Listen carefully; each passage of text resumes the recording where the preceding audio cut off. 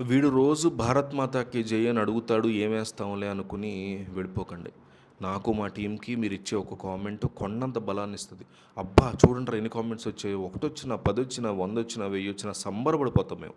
దయచేసి 500 comments target ఈ వీడియోకి. ఒక్క కామెంట్ అది కూడా సైనికులు మన కోసం పోరాడుతున్న సైనికులకి వినపడేలాగా భారత్ మాతాకి జై అని దమ్ముగా ఎలుగెత్తి ధైర్యంగా కామెంట్ వేసి ఈ వీడియో చూడడం కంటిన్యూ చేయండి. భారతదేశ రక్షణ అలాగే భద్రతా వ్యవహారాల్లో గత కొన్ని రోజులుగా జరుగుతున్న పరిణామాలు దేశవ్యాప్తంగా ఉత్కంఠను రేకెత్తిస్తున్నాయి.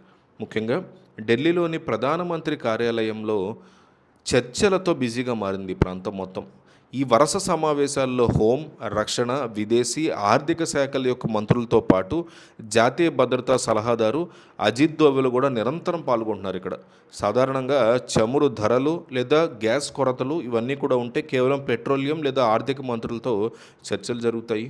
కానీ ఇక్కడ రక్షణ మంత్రి, జాతీయ భద్రతా సలహాదారు ప్రతి సమావేశంలో కూడా ఉండడం గమనిస్తే ఇది దేశ భద్రతకి సంబంధించినటువంటి ఒక పెద్ద వ్యవహారం అని అర్థమవుతుంది. దీనికి తోడు మన దేశం యొక్క త్రివిధ దళాధిపతులు విభిన్న రీతిలో స్పందిస్తున్నారు. ఆర్మీ చీఫ్ ద్విపేందు పూరి చూస్తే జగన్నాథ ఆలయాన్ని, అమర్ప్రీత్ సింగ్ గోల్డెన్ టెంపుల్ని, అలాగే నేవీ చీఫ్ దినేష్ త్రిపాఠి ఉజ్జయిని మహంకాళి ఆలయాన్ని కూడా సందర్శించి స్పెషల్ పూజలు చేశారనమాట. ఇక్కడ దేశం యొక్క సరిహద్దుల్లో కాపలా కాసే సైనికుల రక్షణ కోసమే వీళ్ళు ఈ లెవెల్లో దైవ ఆశీస్సులు కోరుతున్నారా అనేటువంటి అనుమానాలు వస్తున్నాయి.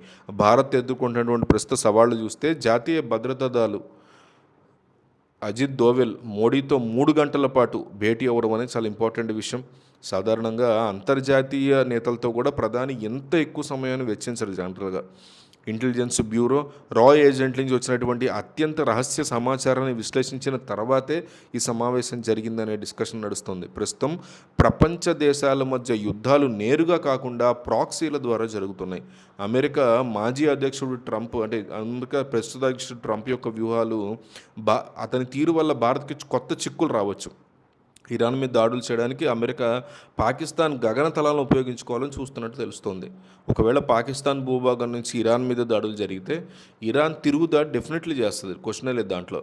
అప్పుడు పాకిస్తాన్ తన్ను తాను కాపాడుకోవడానికి లేదా దృష్టి మరల్చడానికి భారత్ మీద కయ్యానికి కాలుదువే ప్రమాదం ఉంటుంది. దీనిని ముందే పసిగట్టినటువంటి భారత్ ఇప్పటికే గుజరాత్, రాజస్థాన్, పంజాబ్ ఇలాంటి సరిహద్దు ప్రాంతాల్లో విమానాల రాకపోకల మీద ఇప్పటికే ఆంక్షలు విధిస్తూ నోటా జారీ చేశారు.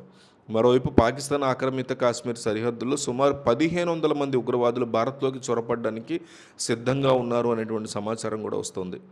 భారత్ని 2 వైపుల నుంచి యుద్ధంలోకి లాగాలని పాకిస్తాన్ అలాగే దాని మద్దతు దేశాలు కుట్ర పన్నుతున్నాయనేది ఆరోపణగా ఉంది. ఇలాంటి సమయాల్లో మన రక్షణ వ్యవస్థ ఎంతో అప్రమత్తంగా ఉండాల్సి ఉంటుంది. యుద్ధం అంటే కేవలం సైనికులతోనే కాదు, ఆర్థికంగా కూడా దేశం మీద చాలా భారం పడుతుంది. అందుకే ఆర్థిక మంత్రి కూడా ఈ రక్షణ చర్చల్లో పాల్గొంటున్నారు అనే మాట వినిపిస్తుంది. భారత్ మాతాకి జై లేదా ఐ లవ్ ఇండియా ఒక్క కామెంట్ చేయండి మా కోసం.